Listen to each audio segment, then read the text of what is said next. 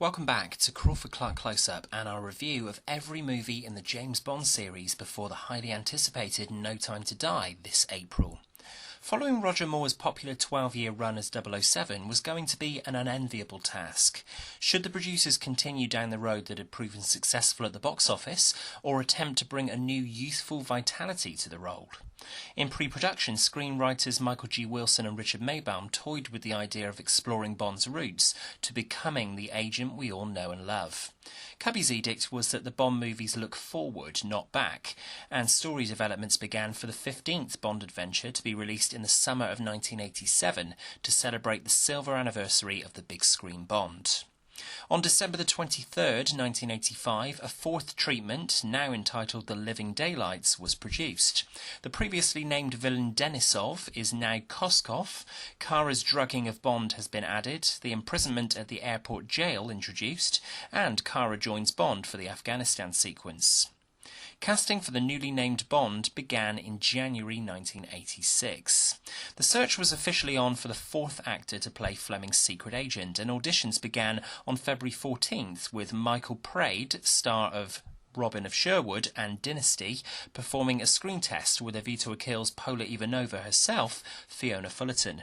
On February 17th, Australian model Finlay Light also tests for the coveted role. There were even early negotiations from United Artists for Mel Gibson. However, Cubby balked at the idea, particularly when the $10 million fee for a two-picture deal was on the table. British actor Mark Greenstreet, Australian James Healy and Lambert Wilson also screen tested throughout April, but it wasn't until New Zealand-born Sam Neill's test at Pinewood that director John Glenn and Michael Wilson figured they'd found their next Bond. The person whose opinion mattered most, Cubby, was not sold, so the search continued. On May 12th, Pierce Brosnan performed his test at Pinewood, performing love scenes and action, and finally everyone was sold. The only holdback was Brosnan's contract to TV series Remington Steele. The television company had 60 days to decide whether they were extending the show. If a decision wasn't made within this time, then Brosnan would be free to play Bond. Brosnan is set to be unveiled to the world as a new James Bond on day 60, until the Bond team discover that Brosnan's contract with Remington Steele has now been renewed. Cubby is quick to proclaim, with regret, that Remington Steele will not be James Bond. A dejected Brosnan is out of the frame, so testing continues. An actor who had long been in the frame and in Cubby's sights as a potential 007 was Timothy Dalton, and the actor performed a secret screen test on July the 29th, 1986, performing scenes from On Her Majesty's Secret Service to demonstrate the lover and killer Bond. Dalton is quickly cast, finishing work on the film Brenda Starr the weekend before he is due on set to start principal photography on his James Bond debut. Cubby was particularly enthused with this casting. Timothy was excited by the idea of playing Bond. He saw the character as being more serious, just as ballsy as Connery's 007, but carrying his own personal imprint. He wanted to play the character closer to the way Fleming wrote it, which was fine with me. Dalton was quick to point out the longevity of the series before his entrance. It's difficult to take over in something. You have to consider what it is that has been responsible for the previous film's successes. The longevity of this series is a testament to how exciting and how interested an audience are in watching Bond.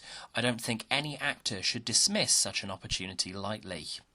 Dalton took the role of Bond very seriously, going so far as to return to Fleming's novels to get a firm grip on the conflicted protagonist of the original stories. For Dalton, it was important to showcase that Bond isn't a Superman, because you can't identify with a Superman. Bond is tarnished, he bleeds, he's fallible, and most importantly, you can always identify with the Bond of the books. With casting now underway, Mariam Darbo, who producers had used to screen test some 007 hopefuls, is cast as Bond's love interest Cara Milovi. Dutch actor Jeroen Krabbe had so impressed in 1977's Soldier of Orange that he became the duplicitous General Koskov. Dancer-turned-actor Andreas Wisniewski is hired to play hitman Necros, and Joe Don Baker becomes the film's chief villain, arms dealer Brad Whitaker. With casting in place, filming begins on Gibraltar on September the 17th, 1986, 12 days before Dalton is due to arrive for wardrobe tests. Stuntmen B.J. Worth and Jake Lombard contribute to the opening stunts of the film in the pre-credits sequence. The requisite gun barrel sequence, with a fine orchestration of the Bond theme from returning composer John Barry, and a solid walk and stance from Dalton, opens out onto 00's 2, 4 and 7 on a training exercise to penetrate the radar installations on Gibraltar without being intercepted by the SAS. This is the only time in the series to date, and since, that we've seen Bond working on a mission with multiple 00 agents. From the opening skydive to the disabling of the other two 00s, to Dalton's entrance as Bond, to the ensuing fight with the rogue agent, Daylights already boasts one of the very best pre-title sequences of all the movies in the canon. When Dalton's Bond turns direct to camera to watch 004's body plummet to the ground, we're acutely aware of just how animal this Bond is. He's aware of his surroundings, he's evaded capture by the SAS, and he's out for blood when he tails the rogue agent who's infiltrated the exercise. In our eyes, this is also the greatest introduction to a new Bond, up there with Connery's introduction at the Chemin de Fer table 25 years earlier.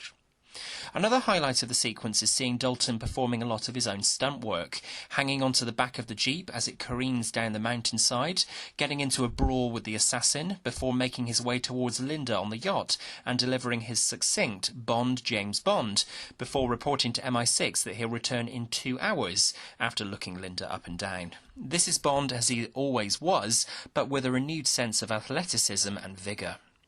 From here we launch into another fairly uninspired title design from Maurice Binder, who is obviously running out of ideas by the 15th Bond. The visuals are vastly improved, however, by a-ha's killer title song. It's also wise to talk here about John Barry's contribution to this film as his final James Bond film as composer. Daylights marked Barry's 11th time working on the series, and this really is one of his finest efforts. In particular, Barry's fantastic instrumentations of a-ha's song and the Pretenders' Where Has Everybody Gone for the villain Necros work very well. The more synthesized approach to the score works well with the introduction of a new Bond, and Barry even gets to take his final bow from the series in a cameo in the final scene conducting Kara's performance. Barry's cameo was filmed in Austria on October the 15th, 1986. Whether your favourite is Goldfinger, or you're partial to Diamonds Are Forever, or you think You Only Live Twice hits all the right notes, Barry's contribution to the sound of Bond cannot be overstated. The scene that follows the titles in Bratislava is basically Fleming's short story The Living Daylights, as Bond meets Saunders mid-concert and is waiting for General Koskov to exit the concert hall at the interval, ready to defect. Bond is opposite the concert hall, poised to fire at the sniper who is attempting to assassinate Koskov, when he discovers it's the cellist from the concert. He deliberately misses and, with Saunders, attempts to get Koskov across the border through the pipeline. Dalton's intensity and Saunders' by-the-book approach to his work make them a fascinating pair to watch, making the sequence one of the strongest in the film. That's not to say that the more realistic, stripped-back Bond doesn't have room for comedy. Bond and Koskov meeting Rosika Miklos at the pipeline and her distraction of her supervisor is just one of the hangovers from the Roger Moore era of Bond that are at odds with the darker tone that the producers were going for with Dalton's 007. Another such sequence comes a little later with director John Glenn's idea of Bond and Kara escaping on Kara's cello case, which was sniffed at by almost everyone involved with the sequence for just how bizarre a concept it really is. A seemingly important aspect of the Bond movies, more so than the novels, is the embedding of humour into the action, and this is an area that you can tell Dalton finds a little grating. His quips about the optional extras in the Aston Martin, an atmospheric anomaly, and salt corrosion during the getaway with Kara don't sit particularly comfortably with this Bond, but contrary to the critical opinion, that's okay. It just cements that Dalton's Bond isn't here to wisecrack, but to get the job done, much like the novel Bond. It's a breath of fresh air after an innuendo-heavy Moore era. Standout sequences in Daylights are largely within the film's first half, from the Bladen safe house sequence, which beautifully showcases Bond's snobbery over MI6's approved Harrods list, to Bond and Kara, for want of a better word, bonding in Vienna. It's a beautiful location for a Bond movie, and surprising that it hasn't been showcased over the previous quarter century of the films. Dalton was particularly pleased that the Ferris wheel in Prater Park was the same used in the Orson Welles classic The Third Man. During this sequence in particular, and also during the film's desert finale, there's some stunning cinematography showcased by director of photography Alec Mills, which stands Daylights up as one of the most visually striking up to this point in the series. Whilst it's fantastic to have the Aston Martin in Bond and all the required exotic locations and trademark Bond dialogue, the sequence where Bond interrogates new KGB chief General Leonid Pushkin in his hotel room represents a welcome departure for the screen Bond, moreover showcasing some of Dalton's very best work and one of the most authentic sequences in the whole series. Bond is ruthless and direct, stressing to Pushkin that this isn't a social call and he should have brought lilies to his wife instead. John Rhys-Davies is particularly good as always, and it's a great shame that the character was only utilised for the one film. Walter Gotell, who had played General Gogol since The Spy Who Loved Me, was suffering with his health when Daylights went into production, so the character of Pushkin was written as a replacement, though it's nice to see Gotell make a cameo at the end of the film. The fake-out of Bond shooting Pushkin is a great capper to this sequence, with a great fan service moment of a gun barrel style turn from Bond to shoot at Necros during Pushkin's speech.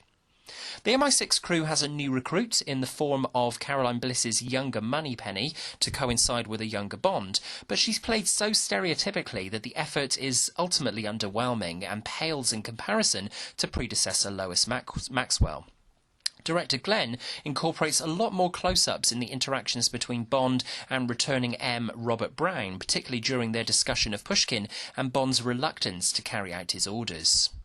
The award, however, for most pointless character in the film goes to John Terry's Felix Leiter. The character barely gets a minute of screen time and does nothing to advance the story or really assist Bond in any way. It's strange that the character would be brought back for such insignificant screen time, since it's 14 years since we last saw Leiter in Live and Let Die at the beginning of Roger Moore's Bond tenure. Thankfully, the character would feature more prominently in the next film. Mariam Darbo plays the movie's central Bond girl Kara Malovi, who Bond decides to get to know better through their mutual contact Georgi Koskov. Kara is an anomaly in the Bond girl canon. She provides some good comic relief, remarking to Bond that they're free when they spring themselves from jail in Afghanistan, only for Bond to smirk at her for her false faith. She's also the only Bond girl in the series to date to refer to Bond as a horse's arse. At other times you can sense Darbo's inexperience as an actress and quite how overwhelmed she is to be in a movie of this size and repute.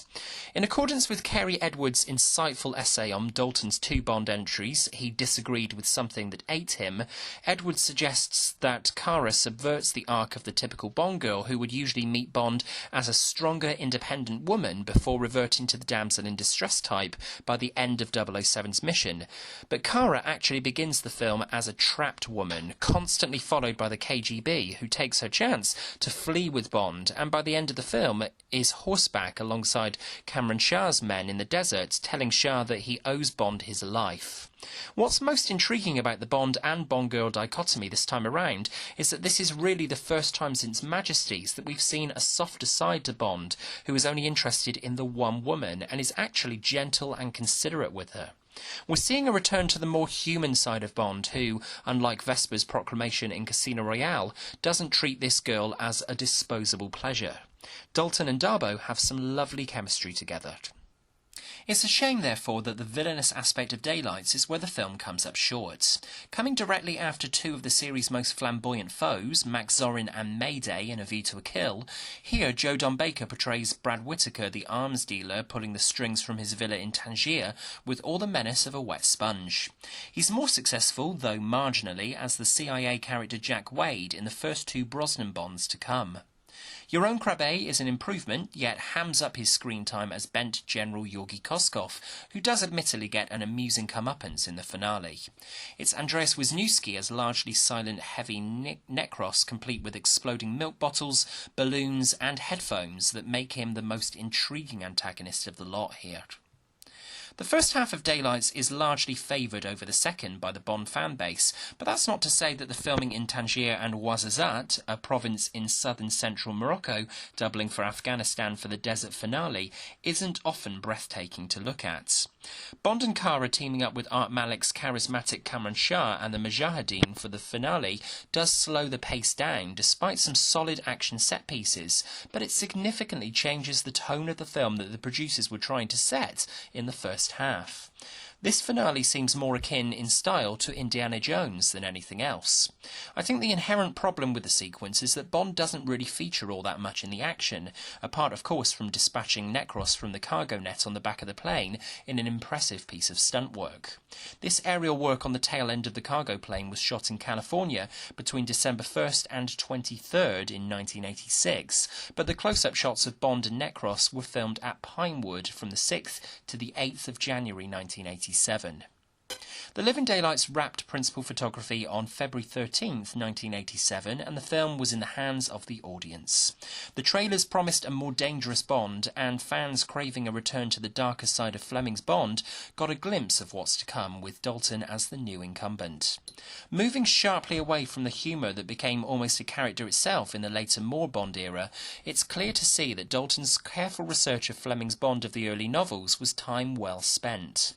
The Living Daylights provides Dalton the chance to take Bond in a more realistic, thriller-like direction. The dialogue is some of the sharpest in the series, the supporting cast are, on the whole, great, and Dalton's Bond, if only for a brief tenure, becomes a one-woman man. Even director John Glenn has looked back on Daylights as a remarkable debut for Dalton in the role, and who are we to argue? Audiences seem to agree, on release at the end of June 1987, when the worldwide gross significantly exceeded A View to a Kill at $191 million. We'll leave the last words in this review to Dalton and Cubby Broccoli themselves, speaking at the Vienna press conference held on October the 5th, 1986, 24 years to the day since Dr. No's release. For Dalton, his goal was to approach this project with a sense of responsibility to the work of Ian Fleming. For Cubby, I was impressed by the way Timothy took to the new James Bond. He was a rare example of a vanishing breed, a gentleman actor with a highly tolerable ego. I think he was smart in having no preconceptions based on what Sean and Roger had done before him. He was his own man and played Bond that way. Not without some pacing issues in its second act, The Living Daylights is still top-tier Bond, and a brilliant start to a far too short-lived tenure for Timothy Dalton's 007. From Crawford-Clark Close-Up. Alrighty then. What are your thoughts on Timothy Dalton's Bond debut? Did you see it first time around on release? Were you happy that Dalton took over the role from Moore, or would you rather have kept Roger Moore in the role for a little bit longer? Whatever your thoughts on the film and our review, please let us know in the comments below, and if you enjoyed this review, please click subscribe at the top of the page so you don't miss out on any new content as soon as the channel is updated. Come and find us on Facebook and follow us on Twitter. The details are at the end of the video. You can also drop us an email with suggestions for future reviews on the channel to crawfordclarkcloseup@gmail.com. James Bond will return in Dalton's second and final Bond adventure, Licence to Kill. Look out for that review shortly. In the meantime, thanks for watching, and until next time, that's a wrap.